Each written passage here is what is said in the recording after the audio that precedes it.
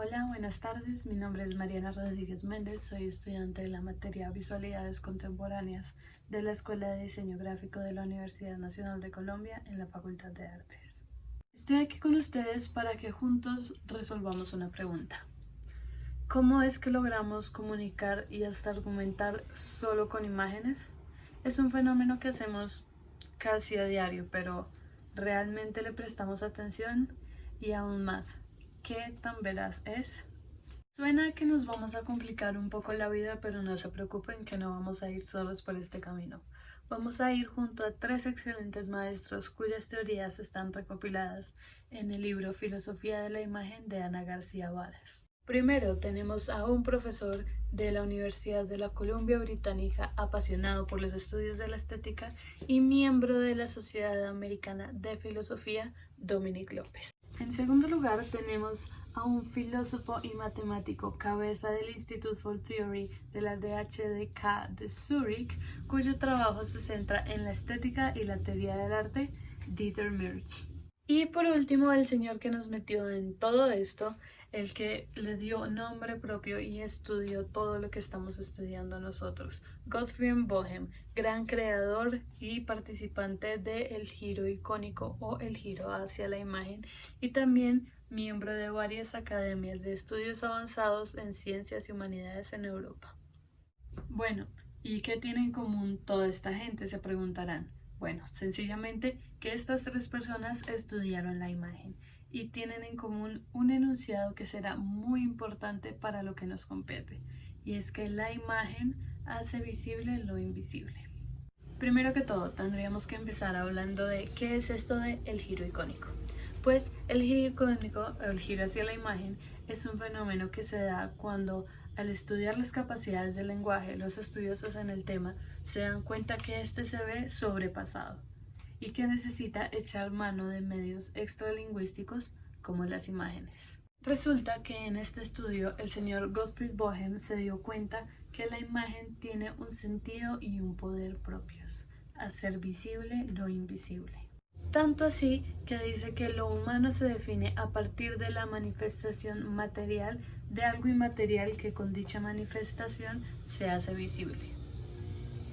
En palabras más sencillas, nuestra humanidad reposa en mostrar materialmente algo que no tiene cuerpo. Siendo así, la imagen es algo natural e inherente en el ser humano.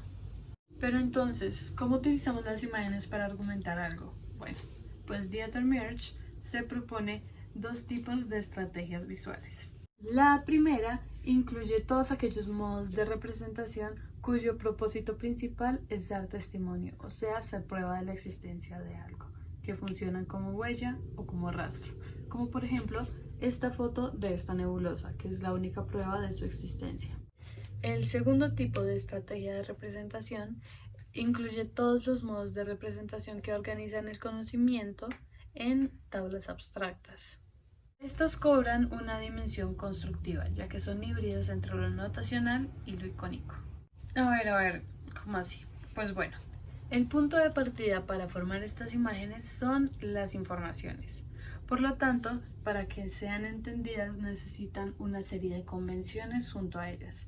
De hecho, dice Mürch que ninguna imagen científica puede ser comprendida sin una especie de leyenda o anotación discursiva junto a ellas. Como por ejemplo, esta tabla de la bolsa de Nueva York, que con anotaciones y todo no logró comprender mucho.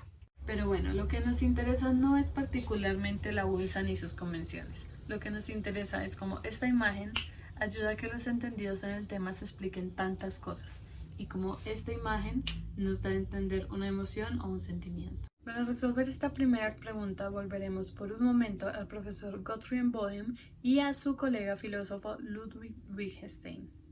Wittgenstein hizo un experimento muy breve que llamó Parecidos en Familia, en el que se hizo una sola pregunta: ¿qué tienen en común todos los juegos? ¿Ya lo descubrieron ustedes?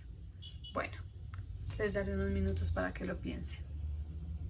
Bueno, pues él se dio cuenta que para responder esta pregunta, uno no simplemente asumía que tenían algo en común, por algo se le llaman a todos juegos, sino que uno miraba que tenían en común. Por eso dijo, no pienses, mira. Bajo esta lógica de no pensar, sino mirar, las gráficas se proponen el reto de trasladar lo más abstracto, una subida al dólar, por ejemplo, a una configuración visual que muestra lo que generalmente no se podría ver en simples barras y números. De esta manera, los que saben del tema pueden ver algo que era abstracto y explicarse la caída del dólar en un año u otro. Simple, le dieron cuerpo a algo que antes no lo tenía. Bueno, esto pensando en las imágenes del segundo tipo, las que organizan el conocimiento. Pero ahora respondamos la segunda pregunta. ¿Cómo una imagen como esta nos da a entender un sentimiento o una emoción? Para esto nos iremos brevemente con el profesor de la Universidad de la Columbia Británica, Dominic Lopez. Para empezar, el profesor Lopez concibe la imagen como una representación bidimensional de un mundo tridimensional, como artefactos creados con la intención pura de que se reconozca en él el objeto representado. Para esto, el profesor acude a la experiencia de la observación, que más tarde nos dirigirá hacia la teoría del reconocimiento en la representación icónica. Para explicar esto de una manera más breve, les voy a presentar un ejercicio. Vamos a ver primero esta imagen. Y ahora nos vamos a imaginar cómo nos sentimos cuando vemos de frente a frente, cerca de nosotros, un gatito. En ambas oportunidades experimentamos ternura o ganas de tocarlo, ¿verdad? O alergia para los alérgicos. Esto sucede porque para Dominic Lopez ambas experiencias de observar son muy parecidas, aunque no sean idénticas, debido a que en ambas imágenes tenemos un determinado tipo de semejanza. Pues Dominic Lopez afirma que son las mismas capacidades las que intervienen en el reconocimiento de un objeto en una imagen a las que intervienen en el reconocimiento de un objeto al natural. Esto nos lleva a la teoría del reconocimiento de la representación icónica, que va más o menos así. Un receptor comprende I correctamente donde I representa icónicamente F solamente en el caso de que I estimule la capacidad del receptor de reconocer F. Bueno, vamos a romper un poco toda esta ecuación con un ejemplo sencillo. Les voy a mostrar esta imagen y ustedes me dirán a qué se les parece. Les daré unos segundos. La respuesta parece obvia, ¿no? Un gato. ¿Pero por qué? Bueno, esto es porque reconocer un objeto implica reconocer por lo menos alguna de sus características. Si bien este no es un dibujo realista, vemos todas juntas las características que hacen la gatidad del gato. Vemos sus orejitas, vemos sus bigotes, vemos su cola. Y si ponemos todas estas características juntas en nuestra mente, ella grita gato. Esto sucede porque tenemos una idea de la gatidad del gato y vemos todas estas características que tenemos en la mente representadas en el dibujo. Y, siendo el dibujo, estimula todas nuestras capacidades de reconocer F, siendo el gato. Así, según la teoría del reconocimiento de la representación icónica, somos capaces de reconocer F en I sin ningún problema. Ahora, ¿cómo funciona esto con los sentimientos? Bueno, es una mezcla de lo que hemos dicho hasta ahora. Primero le pondremos cuerpo a algo inmaterial, por ejemplo, al amor. Una característica de este sentimiento es que cuando lo sentimos se nos acelera un poco el corazón, ¿verdad? Por eso percibimos que el amor se siente en el corazón aun cuando se sienta en el cerebro. Ahora, ¿qué característica de F hace que lo veamos en I? Voy a dejar que lo piensen un rato. Exacto, el pálpito del corazón. Somos capaces de ver F en I porque en nuestra mente y experiencias el pálpito del corazón está relacionado directamente con el amor. Perfecto, hemos resuelto todas nuestras dudas. Sabemos por qué podemos hablar con imágenes y qué es lo que hace que podamos ver cosas abstractas en ellas. Sin embargo, no sé ustedes, pero a mí me queda algo que no me deja tranquila. ¿Cómo sabemos que todo esto es veraz? Tenemos que hacer una salvedad. Para eso les voy a contar una historia. Bueno, resulta que en 1957 a la famosa cadena televisiva BBC se le ocurrió sacar un documental que llamaron Spaghetti Harvest in Ticino.